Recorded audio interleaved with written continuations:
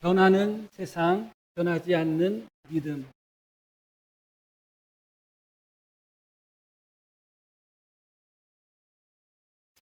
이스라엘 백성들은 오랫동안 사사 시대를 경험하고 지내왔습니다. 그러던 중에 드디어 이스라엘 백성들이 자신들도 세상 나라와 똑같이 왕이 있었으면 좋겠다 하는 마음이 들었죠. 그래서 사무엘 선지자에게 왕을 요구했습니다. 사무엘도 하나님도 그것을 기뻐하지는 않았습니다. 그럼에도 불구하고 백성들이 아닙니다. 우리도 세상 나라와 같이 왕이 있어야 되겠습니다 하면서 단호하게 백성들이 왕을 요청을 했습니다. 그들이 원하는 대로 하나님께서 그들에게 왕을 주셨는데 그 왕이 바로 사울입니다. 1차적으로 사무엘을 통해서 기름을 부으셨고 또 미스바에서 백성들이 다 모인 가운데 제비를 뽑아서 사울을 왕으로 삼았습니다. 그럼에도 불구하고 어떤 이들은 저 사람이 어떻게 우리를 다스리겠느냐, 저 사람이 어떻게 우리를 구원하겠느냐 하면서 사울을 무시하는 사람들도 많이 있었고 또 사울을 인정하고 받아들인 사람도 많이 있었습니다. 그러나 문제는 한 번도 왕의 통치, 왕정을 경험해 보지 못한 나라가 갑자기 왕을 세웠다고 해서 왕국이 세워지는 것이 아니거든요. 왕국이 세워지기 위해서는 많은 조직도 있어야 되고 그것을 준비하고 갖추는 과정이 힘듭니다. 그래서 사울이 왕이 되었지만 제대로 왕 노릇을 하지 않고 왕으로 세움 받았어도 자신의 고향에 돌아가서 그저 그렇게 농사 짓고 예전과 다를 바 없이 그렇게 살았습니다. 그러다가 어느 날 암몬이라는 나라에서 쳐들어왔는데 길르한 야베스라는 그 곳으로 쳐들어왔습니다. 길르한 야베스는 요단강을 중심으로 할 때 대부분 이스라엘 백성들이 요단 서쪽에 거하고 있는데 요단 동쪽에 있는 지역을 이야기합니다. 그곳에 암몬 사람들이 찾아와서 길르한 야베스 사람들에게 너희가 나를 섬기려면 너희 눈을 다 오른쪽 눈을 다 빼야지 나를 섬길 수 있다. 이렇게 충격적인 제안을 합니다. 싸울 수 있는 힘도 없습니다. 그때 당시 이스라엘 백성들에게는 무기가 없었습니다. 아무에게도 무기도 없었습니다. 그런 상태에서 싸워봤자 절망적인 상태이죠. 그러고 항복하고 종으로 그들을 섬긴다고 할지라도 오른 눈을 빼서 그렇게 한쪽 눈을 가지고 그들을 섬길 정도로 혹독한 섬김이 예상이 되었기 때문에 이스라엘 민족에게 있어서는 절망적인 순간이었습니다. 그런데 바로 그때 사울이 이스라엘 백성들을 소집하여 그 암몬을 크게 물리쳤습니다. 무기도 없는 상태에서 싸워봤자 승산이 없는 상태에서 이렇게 사울이 지도력을 발휘하고 여호와의 영이 사울에게 임하여 그 전쟁에서 크게 승리를 했죠. 그렇게 전쟁에서 크게 승리하자마자 백성들의 반응이 180도 바뀐 겁니다. 사울이 우리를 어떻게 해서 다스리겠느냐, 사울이 우리를 어떻게 구원하겠느냐 하면서 사울을 무시하고 멸시했던 사람들 다 잡아 죽이자 하는 여론이 생긴 거예요. 사울과 같은 왕이 없다는 거죠. 대단한 왕이 나왔다고 그들은 믿었습니다. 너무너무 기뻤습니다. 그래서 반대하는 사람은 다 숙청해버리자. 반대자들은 다 숙청하고 오직 사울을 왕으로 인정하는 사람들만 이 나라를 다시 한번 세우자. 그런 운동들이 일어난 거죠. 그럼에도 불구하고 사울은 아닙니다. 하나님께서 우리를 구원하셨는데 어찌 우리가 사람을 죽일 수 있겠습니까? 하면서 그것을 말립니다. 바로 그때 사무엘 선지자가 11장 14절 말씀하겠습니다. 사무엘이 백성에게 이르되 오라 우리가 길갈로 가서 나라를 새롭게 하자 이렇게 제안합니다. 우리가 길갈로 가서 거기서 우리 나라를 다시 새롭게 하자, 새롭게 재건하자 이런 의견을 냅니다.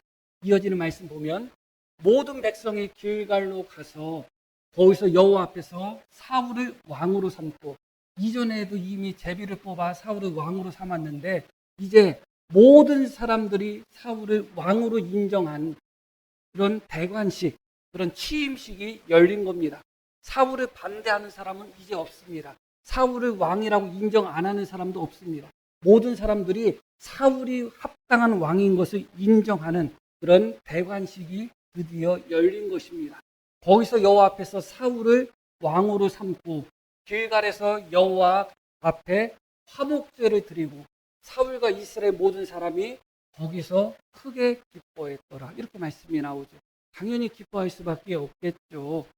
왜냐하면 정말 두려운 적인데 암몬이라는 그 족속은, 그런데 무기도 하나도 없는 상태에서 그 족속을 물리쳤으니 얼마나 기쁘겠어요. 그리고 이제 자기들도 왕이 있었으면 좋겠다고 계속 생각했는데 왕을 세웠고, 그런데 그 왕이 비시빗이라는 왕이 아니라 자기들에게 실망을 가져다 주는 왕이 아니라 기대 이상으로, 자기들이 상상했던 것 그 이상으로 너무 좋은 왕이 뽑힌 거예요. 그러니 뭐 기쁨이 가득할 수밖에 없죠. 그 순간에 사무엘의 말에 따라서 길갈에서 그들은 나라를 새롭게 하고자 원합니다. 하나님 앞에 제사를 드리고 사울을 공식적인 왕으로 인정을 하고, 거기서 백성들이 어떻게 했다고 나와요? 크게 기뻐했다. 그렇게 말씀이 나옵니다. 다시 15절 말씀 뒷부분 보여줘요. 여호와 앞에서 화목제를 드리고 사울과 이스라엘 모든 사람이 거기서 크게 기뻐했다. 이렇게 말씀이 나옵니다. 여기서 보면 화목제를 드렸다고 나오죠. 이 화목제는 하나님과의 관계가 올바르고 정상적이라는 전제하에 드리는 제사입니다. 하나님과 화목, 하나님과 교제, 하나님과 평화, 하나님과 화평을 의미하는 제사가 화목제입니다. 그래서 이 화목제는 제사를 드린 후에 그 제물 일부를 제사를 드린 사람이 먹습니다. 그것은 무엇을 상징하냐면 하나님과 함께 식사를 나누는 것을 상징하는 거예요. 우리가 서로 마음에 안 드는 사람, 원수하고 같이 밥을 먹지 않잖아요. 그렇기 때문에 이 화목제라는 것은 하나님과 관계가 회복되고 하나님과의 관계가 정상적으로 잘 유지되고 있다는 전제하에 드리는 제사가 화목제입니다. 그런데 대부분 사람들이 하나님과의 관계가 문제없이 하나님과의 관계가 정상적으로 이루어지는 사람은 거의 없습니다. 민족적으로 놓고 보면 더더욱 그렇죠. 그래서 대부분 화목제는 단독으로 드려지는 경우가 없어요. 어떤 제사와 함께 드려지냐면 번제와 함께 드려집니다. 그래서 이 번제는 가장 기본적인 제사인데 무엇을 의미하느냐면 온전한 헌신, 온전한 희생을 의미하는 거예요. 그러니까 하나님 앞에 번제를 통해서 우리가 하나님을 온전히 섬기겠습니다. 그렇게 번제를 드린 후에 화목제를 드리거든요. 그리고 또 하나를 추가한다면 속죄제를 거기에 추가하는 경우가 있습니다. 우리가 하나님 앞에 너무너무 많은 죄를 범했습니다 하면서 속죄제를 드리고, 그러고 나서 비로소 마지막에 드리는 제사가 화목제거든요. 그런데 이스라엘 백성들은 번제를 드리지 않을 정도로 자신만만했어요. 하나님과의 관계가 좋다고 생각한 거예요. 속죄제를 드리지 않을 정도로 이스라엘 백성들은 하나님과의 관계가 괜찮다고 생각한 거예요. 처음부터 화목제만 드려도 충분하다고 그들은 느꼈죠. 왜냐하면 그들이 하나님 앞에 왕을 구했고 그 하나님이 그들이 구한 대로 왕을 세워주셨는데 그 왕이 이스라엘 백성들에게 있어서 큰 어떤 문제를 일으키거나 혹은 하나님을 배반하거나 혹은 자기들의 기대에 어긋나는 행동을 하지 않고 자기들이 원하는 대로 왕을 세웠고 자기들이 원하는 대로 세웠던 왕이 자기들이 기대한 것보다 훨씬 더 훌륭한 일을 했거든요. 그러니까 그들은 모든 게 다 잘 되고 있구나. 모든 게 다 형통하고 있구나. 그렇게 생각한 겁니다. 우리가 신앙생활을 할 때 형통함 속에서는 내가 잘못했다는 생각을 1도 안 합니다. 일이 잘 되고 있으니까 하나님과의 관계도 좋다고 생각하는 거예요. 그런데 일이 꼬이고 일이 안 되고 어려움이 찾아오면 하나님과의 나의 관계가 문제가 혹시 없나 그렇게 생각하게 되고 내가 혹시 죄를 범한 것이 없나 그렇게 생각하게 되죠. 그런데 지금 이스라엘 백성들은 너무나 모든 일들이 형통하게 이루어져 가고 있는 겁니다. 그러다 보니까 이스라엘 백성들은 하나님과의 관계에 있어서 아무런 문제가 없고 오히려 너무 좋다고 생각한 겁니다. 그래서 그들은 번제도 생략하고 속죄제도 생략하고 화목제만 드렸습니다. 그러고 다시 그 말씀 또 보여줘요. 이스라엘 모든 사람이 거기서 크게 기뻐했다. 사울과 이스라엘 모든 사람이 거기서 크게 기뻐했다. 기뻐하지 않을 이유가 없죠. 크게 기뻐했다. 그런데 사울과 이스라엘 모든 사람 딱 그렇게 나옵니다. 그냥 이스라엘 모든 사람만 나온다면 그런가 보다 할 텐데 사울이라는 인물이 나오죠. 왕으로 선택받은 사람입니다. 그러면 사울이라는 인물이 나올 것 같으면 누구도 나와야 될까요? 사무엘도 나와야 돼요. 이 자리를 만든 사람이 사무엘이거든요. 그런데 백성들이 화목제를 드리고 백성들과 사울이 크게 기뻐했다고 하는데 사무엘이 등장하지 않아요. 물론 그럴 수도 있다고 생각할 수도 있습니다. 그러나 성경 기록 하나는 그냥 기록된 것이 아닙니다. 빠지어서는 안 되는 인물이 사무엘이에요. 거기에 기록되려면 사무엘과 사울 그리고 이스라엘 모든 백성이 기뻐했다. 그렇게 기록되든지 아니면 사울도 생략하고 이스라엘 모든 백성이 기뻐하였다. 그렇게 기록되는 것이 정상적인데 사울이라는 인물이 등장하는데 사무엘은 쏙 빠졌어요. 백성들이 하나님 앞에 제사 드리고 기뻐하는데 정작 제사장인 사무엘은 백성들이 제사를 드리고 기뻐하는 그 자리에 이름이 빠져 있습니다. 그리고 이 백성들이 크게 기뻐했다. 사울과 이스라엘 모든 사람이 크게 기뻐했다고 나왔을 때 빠진 인물, 이 사무엘이 어디에 등장하느냐? 바로 이어지는 말씀, 오늘 우리가 읽으신 말씀 12장에 등장합니다. 1절부터 말씀을 다 읽으면 좋겠지만 13절부터 말씀을 우리가 봉독했죠. 12장에 어떤 내용이 나오느냐면 사무엘이 자신이 하나님 앞에 사사로 다스렸음을 이야기합니다. 그 전까지는 왕이 세워지기 전까지는 사사가 이스라엘 백성들을 다스렸다고 말씀드렸죠. 그런데 사사로 다스렸을 때 사무엘은 누구 것을 노략하거나 착취하거나 빼앗거나 억압하거나 속이거나 한 적이 한 번도 없었다는 거예요. 사사로서 선지자로서 이스라엘 백성들 앞에 하나도 부끄러운 일을 행한 것이 없었다는 겁니다. 그러면 사무엘이 사사로서 이스라엘 백성들을 다스리는 데 있어서 문제가 없었다는 거죠. 그리고 그 후로부터 사무엘은 최소한 20년을 넘게 살았어요. 최소한. 그런데 백성들이 사무엘에게 가서 왕을 요구할 때 뭐라고 요구했냐? 당신은 늙었으니까 안 된다고 했어요. 그 후로도 20년 넘도록 사무엘은 사역을 했거든요. 사무엘에게 있어서는 그 어떤 부족함이나 그 어떤 흠도 발견되지 않았다는 것이죠.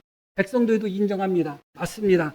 당신이 우리를 억압하거나 당신이 우리를 착취하거나 당신이 우리를 노략하거나 속이거나 뇌물 받은 일이 한 번도 없습니다. 백성들은 인정합니다.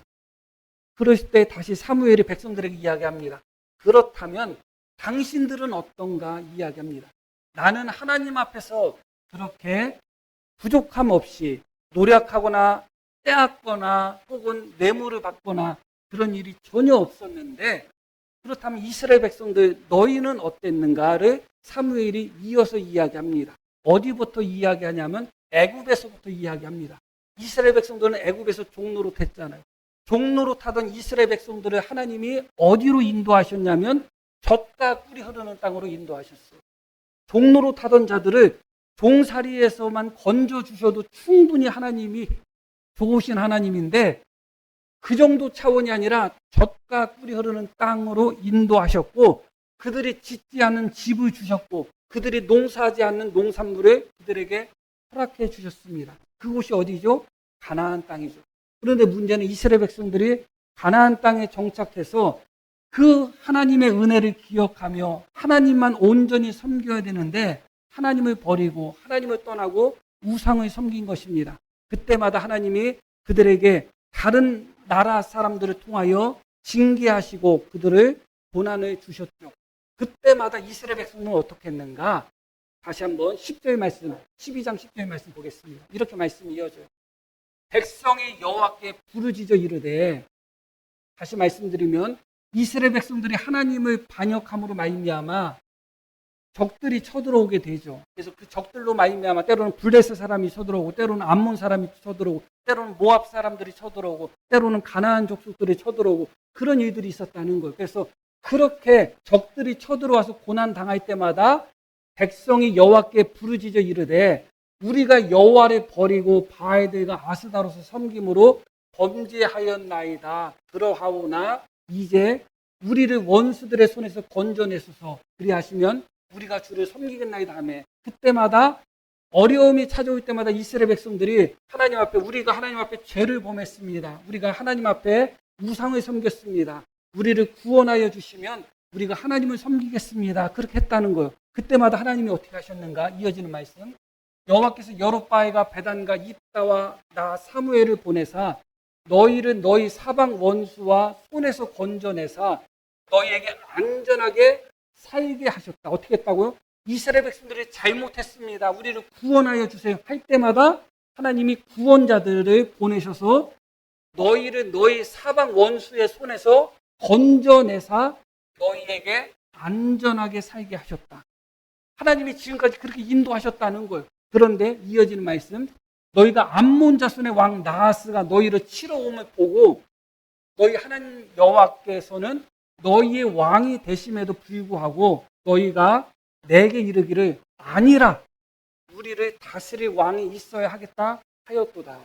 그러면 지금까지 이스라엘 백성들의 모습이라면 암몬 사람들이 쳐들어왔을 때 어떻게 해야 돼요? 하나님, 우리가 잘못했으니까 우리를 구원해 주세요 하면 하나님이 그들을 구원해 주실 거라는 겁니다. 그런데 회개하지 않고 하나님 앞에 도움을 구하지 않고 뭐라고 했냐면, 아닙니다. 하나님이 우리를 도와주시는 거 원치 않습니다. 우리도 왕이 있어야 되겠습니다 하고서 왕을 구했다는 거예요. 그러니까 지금까지의 패턴에서 딱 깨져버린 거죠. 그들이 하나님을 버렸을 때 다른 많은 외적들을 통해서 이스라엘 백성들을 하나님이 고난을 주셨죠. 그때마다 이스라엘 백성들은 어떻게 했다고요? 우리가 잘못했습니다. 우리를 용서해 주시고 구원해 주세요 하면 하나님이 그때마다 구원해 주셨다는 거예요. 그리고 지금도 똑같이 암몬 족속이 쳐들어왔다는 거예요. 그러면 이전처럼 하나님, 우리가 잘못했습니다. 하나님, 우리를 구원하여 주세요. 하나님, 우리가 하나님만 섬기겠습니다 하면 하나님이 그들을 구원해 주실 텐데, 이번에는 이스라엘 백성들이 어떻게 했다고? 아닙니다. 우리는 하나님이 우리의 왕이 되는 것을 원치 않습니다. 아닙니다. 우리도 세상 사람처럼 왕이 있었으면 좋겠습니다 하면서 하나님께 왕을 구했다는 겁니다. 19절 말씀을 보겠습니다. 모든 백성이 사무엘에게 이르되 당신의 종들을 위하여 당신의 하나님 여호와께 기도하여 우리가 죽지 않게 하소서. 우리가 우리의 모든 죄에, 우리가 지금까지 범한 모든 죄에 더하기 왕을 구하는 악을 보하였나이다. 드디어 이스라엘 백성들은 깨달은 것입니다. 무엇을 깨달았느냐? 하나님 앞에 왕을 구한 것이 얼마나 그들이 하나님 앞에 큰 죄를 범한 것인지를 깨달은 거예요. 하나님 앞에 왕을 구했다는 것은 왕 대신 하나님을 버렸다는 의미예요. 조상들보다 더 악한 거예요. 조상들은 왕 대신 하나님을 버렸다가도 고난이 찾아오면 잘못했습니다, 우리를 구원하여 주세요 하면서 하나님께 찾아와서 도움을 구했는데, 지금 이스라엘 백성들은 고난이 찾아왔을 때 하나님께 도움을 구하지 않고 왕을 구했다는 겁니다. 그래서 자기들의 모든 죄에 더해서 무엇을 더했다고요? 왕을 구하는 악을 더했다는 겁니다. 그러면 지금 이스라엘 백성들에게 있어서는 크게 기뻐하기 전에 하나님 앞에 애통하고 회개를 해야 되는 것입니다. 우리가 하나님 앞에 왕을 구함으로 말미암아 하나님을 반역했구나. 우리가 하나님 앞에 왕을 구함으로 말미암아 우리의 왕 대신 하나님을 버렸구나. 우리가 하나님 앞에 왕을 구함으로 말미암아 하나님을 의지하지 않고 인간 왕을 의지했구나. 그것을 깨닫고 애통하고 회개해야 되는데, 이스라엘 백성들은 당장 눈앞에 전쟁에서 승리하니까 우리가 선택한 것이 잘했다. 우리가 왕 달라기를 정말 잘했다. 그렇게 생각하면서 자기들끼리 기뻐하고 즐거워한 것입니다. 그들의 선택이 올바른 것이 아니었음에도 불구하고 눈앞에 나타나는 결과가 좋은 결과가 나타나니까 내가 선택 잘했다. 우리가 정말 왕을 하나님 앞에 요구하기를 잘했다. 인간 왕을 세우기를 잘했다 생각하면서 기뻐하고 즐거워한 것이죠. 그러나 사무엘 선지자는 그들과 함께 기뻐하고 즐거워할 수 없습니다. 비록 지금은 전쟁에서 승리한 날이지만 그들이 선택한 왕이 그들에게 전쟁의 승리를 가져다 줬지만 그것은 하나님을 버리고 선택한 왕이었기 때문에 그렇습니다. 지금은 회개할 때지 기뻐할 때가 아니었던 것이죠. 그러므로 사무엘은 백성들과 함께 기뻐하지 않습니다. 오히려 백성들에게 기뻐하고 즐거워하는 그들에게 지금은 너희가 승리에 취해서 기뻐하고 즐거워하고 너희가 하나님을 버리고 선택한 왕을 좋아하고 기뻐할 때가 아니라 하나님을 버리고 인간 왕을 선택한 너희의 죄를 회개할 때라고 이야기하고 있는 것이죠. 그렇기 때문에 이스라엘 백성들은 하나님과의 관계가 좋다고 생각했기 때문에 번제도 생략하고 속죄제도 생략했지만 어느 때보다도 번제가 필요한 때고 어느 때보다 속죄제가 필요한 때였던 것입니다. 그런데 단지 눈에 보이는 현상이 잘 되고 있다는 것만으로도 자기들이 신앙생활을 잘하고 있다고 착각하고 있는 것이죠. 이게 많은 성도들이 빠지는 함정입니다. 일이 잘 풀리면 자기가 신앙생활을 잘하고 있다고 생각하는 거예요. 일이 안 풀리면 신앙생활을 못하고 있다고 생각하고, 물론 그럴 때도 있습니다. 그러나 그렇지 않을 때도 있음을 기억할 필요가 있는 것이죠. 누구보다 먼저 회개해야 되고 누구보다 먼저 속죄제를 드려야 되고 누구보다 먼저 애통해야 될 때가 바로 지금이었던 것입니다. 그러나 이스라엘 백성들은 눈앞에 승리에 취해서 모든 것이 다 잘 되고 있다는 마음 속에서 하나님 앞에 속죄제도 생략하고 번제도 생략하고 화목제만 드리고 기뻐하고 즐거워하고 있습니다. 자기들의 선택이 올바른 선택이라고 스스로 인정하면서 즐거워하고 있는 것이죠. 그러나 말씀드렸듯이 그들은 정말 잘못된 선택을 한 겁니다. 그럼에도 불구하고 13절 말씀을 보겠습니다. 이제 너희가 구한 왕, 너희가 택한 왕, 이렇게 말씀이 나오죠. 너희가 구한 왕, 너희가 택한 왕을 보라. 그런데 여호와께서 너희 위에 왕을 세우셨다. 그렇게 말씀합니다. 백성들이 구하고 택했을 때 하나님이 그들에게 어떻게 하셨다고요? 왕을 세워주셨다는 겁니다. 말씀을 드렸듯이 왕을 구하는 행위는 하나님을 버리는 것이었습니다. 하나님 앞에 정말 악에 악을 더하는 못된 선택이었고 잘못된 선택이었습니다. 그럼에도 불구하고 하나님은 그들에게 왕을 세워주셨는데 어리버리한 왕도 아니고 악한 왕도 아니고 능력 없는 왕도 아니고 너무 좋은 왕을 하나님이 세워주셨다는 겁니다. 왜 그러셨을까? 그 부분이 22절 말씀에 이렇게 나옵니다. 여호와께서는 너희를 자기 백성으로 삼으신 것을 기뻐하셨으므로, 이렇게 말씀이 나옵니다. 여호와께서는 너희를 자기 백성으로 삼으신 것을 기뻐하셨다. 이스라엘 백성들은 어떻게 했어요? 아닙니다. 하나님이 그들의 왕임에도 불구하고 아닙니다. 우리도 세상처럼 왕이 있어야 되겠습니다 하면서 하나님을 버렸어요. 그렇게 하나님을 버렸을 뿐만 아니라 바알 신을 섬기고 아세라 신을 섬기고 우상을 섬김으로 말미암아 하나님을 배반했습니다. 그게 이스라엘 백성들의 모습이에요. 그럼에도 불구하고 여호와께서는 너희를 자기 백성으로 삼으신 것을 어떻게 하셨다? 기뻐하셨다. 이해할 수는 없는 주님의 사랑이죠. 기뻐하셨으므로 여호와께서는 그의 크신 이름을 위해서라도 자기 백성을 버리지 아니하실 것이다. 이스라엘 백성들, 자기 백성은 하나님을 버리지만 하나님은 그들을 버리지 아니하실 것이다. 이스라엘 백성들은 하나님이 왕이 되는 것을 원치 않고 인간 왕을 원했지만 하나님은 그들을 기뻐하심으로 말미암아 버리지 아니하실 것이라. 그렇게 말씀이 나오고 있는 것이죠. 그러기 때문에 그들이 왕을 구했을 때 그것이 너무너무 잘못된 것임에도 불구하고 그들에게 왕을 주셨는데 그 왕을 하나님은 선물로 주신 것이다. 은혜로 주신 것이다. 그것을 우리가 어떻게 알 수 있느냐? 이제 사무엘이 이스라엘 백성들에게 너희가 하나님 앞에 죄를 범했다는 것을 보여주겠다. 너희가 하나님 앞에 잘못 선택하고 하나님을 배반했다는 것을 보여주겠다 하면서 16절에 이렇게 말씀이 이어집니다. 16절 말씀. 너희는 이제 가만히 서서 여호와께서 너희 목전에서 행하시는 이 큰일을 보라. 오늘은 밀베는 때가 아니냐. 내가 여호와께 아뢰리니 여호와께서 우레와 비를 보내사 너희가 왕을 구한 일, 곧 여호와의 목전에서 범한 죄악이 큼을 너희에게 밝히 알게 하시리라. 다시 앞부분 봐요.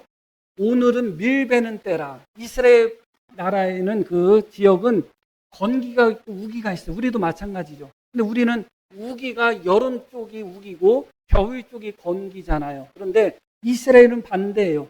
겨울이 우기고 여름이 건기예요. 그리고 이 밀베는 때는 건기에 해당되는데 그들의 건기는 비가 오긴 오는데 조금 오는 건기가 아니라 아예 비가 안 오는 건기예요. 그렇게 몇 달 동안이 전혀 비가 내리지 않습니다. 바로 밀베는 때가 바로 건기였고 이때는 비가 전혀 내리지 않는 때예요. 그것을 이야기하는 겁니다. 그런데 비가 전혀 내리지 않는 때에 비가 내린다는 것은 뭐예요? 특별한 기적이고 이적이죠. 그래서 사무엘이 이야기하죠. 내가 여호와께 우레와 비를 보내달라고 기도하겠다. 이어지는 부분 계속 보면 그래서 왕을 구한 이에 곧 여호와의 목전에서 범한 죄악이 큼을 너희에게 밝히 알게 하시리라.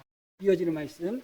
이에 사무엘이 여호와께 아뢰매 여호와께서 그날에 우레와 비를 보내시니 모든 백성이 여호와와 사무엘을 크게 두려워했다. 이렇게 말씀이 나오죠. 그런데 여기서 중요한 것은 물론 해석이 갈리고 있습니다. 하나님이 우레를 보내셨고 비를 보내셨는데 그건 이스라엘 백성들이 죄를 범한 것을 깨닫게 하기 위함이에요. 그런데 우레와 비를 보냈다는 거예요. 우레도 있었고 비도 있었다는 겁니다. 대부분 해석가들은 건기에 추수 때에 비가 내리는 것은 좋지 않다고 해석을 합니다. 그럴 가능성이 큽니다, 물론. 그러나 이스라엘의 기후와 지형을 우리가 생각한다면 전혀 그렇지 않습니다. 성경 어디를 찾아봐도 비가 하나님의 재앙으로 나타나는 경우는 한 번도 없어요. 비는 예외 없이 하나님의 은혜로서 내리는 것이지, 그래서 이스라엘 백성들이 잘못했을 때 잘못한 것 때문에 비가 내리는 경우는 없어요. 잘못한 것 때문에 비가 내리지 않는 경우는 있지만 잘못한 것 때문에 비가 내리는 경우는 없습니다. 그리고 우기와 건기가 있다고 했는데 건기는 비가 안 내리는 것이 좋은 게 건기가 아니에요. 그냥 비가 안 내리는 거야. 그래서 어쩔 수 없이 그냥 비가 안 내리는 환경 속에서 살아가는 거거든요. 그렇기 때문에 건기라 할지라도 비가 내리는 것은 하나님의 복이에요. 건기에도 농작물들이 자라거든요. 그 건기 때는 농작물들이 어떻게 자라느냐? 이슬로 자라요. 이슬. 비가 없으니까. 그런데 비가 없는 그 건기, 이슬로 자라는 그때에 하나님이 우레와 비를 내리셨다. 비를 내리셨다고 나와요. 그리고 추수할 때 비가 내리면 좋지 않다?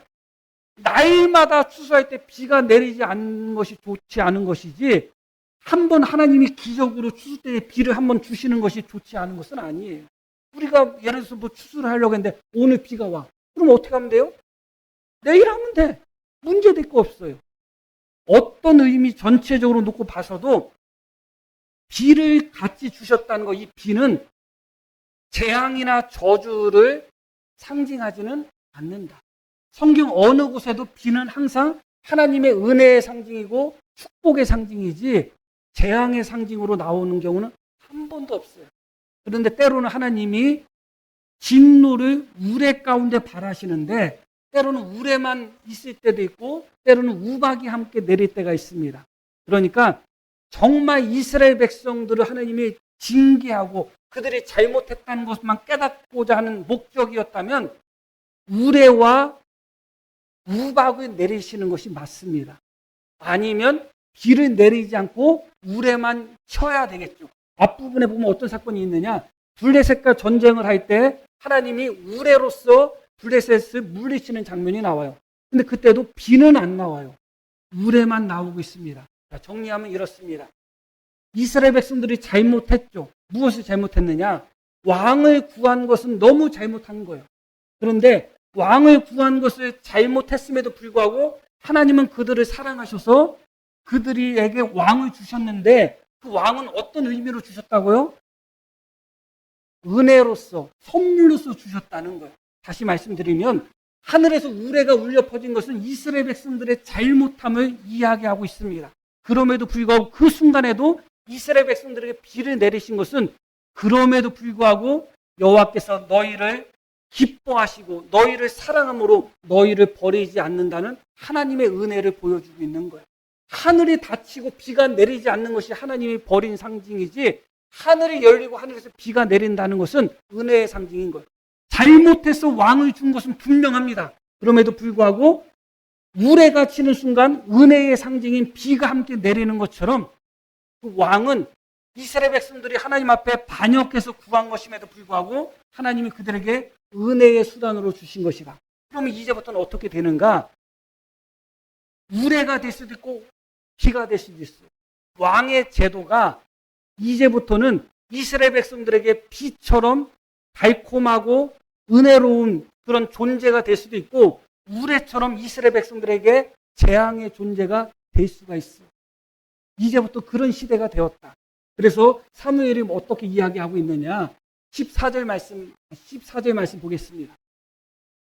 너희가 만일 여호와를 경외하여 그를 섬기며 그의 목소리를 듣고 여호와의 명령을 거역하지 아니하며 또 너희와 너희를 다스리는 왕이 너희의 하나님 여호와를 따르면 좋겠지만은, 너희가 만일 여호와의 목소리를 듣지 아니하고 여호와의 명령을 거역하면 여호와의 손이 너희의 조상들을 치신 것 같이 너희를 치실 것이라. 다시 14절 말씀.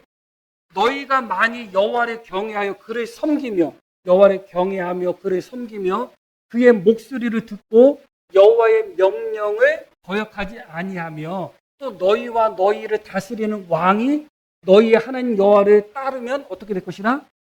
좋을 것이라. 다시 말씀드리면 왕을 구한 것은 잘못한 거예요.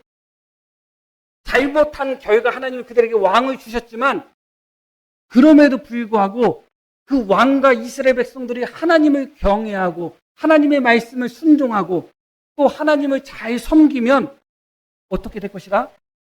좋을 것이다. 좋을 것이다. 비가 내리는 것처럼 좋을 것이다.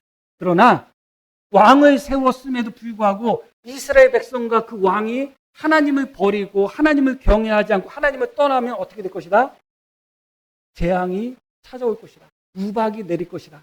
그런 의미가 여기에 담겨 있는 겁니다. 결론적인 말씀을 드리면 이것입니다. 이제 사사시대에서 왕정시대로 바뀌었습니다. 나라의 조직 자체가 바뀌었습니다. 그러나 사사시대든 왕정시대든 나라가 바뀌고 세상이 바뀌고 문화가 바뀌고 조직이 바뀐다 할지라도 언제나 바뀌지 않아야 될 한 가지가 있는 거예요. 그래서 무엇이에요? 왕이 세워졌다 할지라도 하나님을 왕으로 모시는 그 믿음은 변해서는 안 되는 거예요. 조직이 바뀌고 세상이 바뀐다 할지라도 하나님을 경외하는 그 믿음, 하나님의 말씀에 순종하는 그 믿음은 변해서는 안 되는 것이죠. 그게 지금부터 이스라엘 백성들에게 주어진 숙제입니다.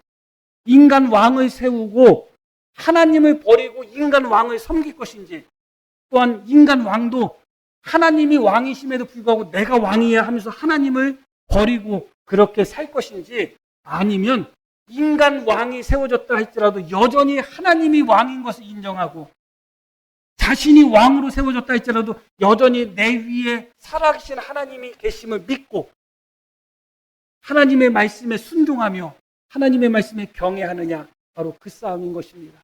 세상은 점점 변해갈 것입니다. 어떻게 더 세상이 우리가 생각할 수 없는 방향으로 변할지 아무도 모릅니다. 그러나 세상이 어떻게 변한다 할지라도 하나님을 경외하고 하나님 말씀에 순종하는 그 믿음은 세상이 어떻게 변해도 변해서는 안 되는 거예요. 너희 하나님이 너희를 기뻐함으로 말미암아 너희를 버리지 않는다는 말씀처럼 우리도 환경이 이렇게 변하든 저렇게 변하든 우리의 믿음은 언제나 한결같아야 되는 것입니다.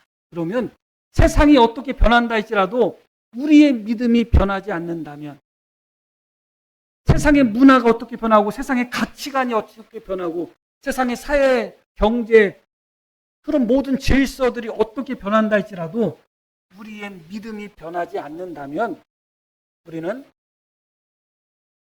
비와 같은 하나님의 은혜를 누릴 수 있는 것입니다. 다시 한번 기억하시기를 바랍니다. 변하는 세상 속에서 우리는 살아가고 있습니다. 가치관도 변하고 있고 문화도 변화가고 있고 무엇이 선이고 무엇이 악인지로 모르는 그런 시대에 점점 우리는 살아가고 있습니다. 변하는 세상에 자꾸 맞춰가다 보면 신앙이 어느 순간에 변질되어 있고 어느 순간에 하나님을 떠나 있는 것입니다.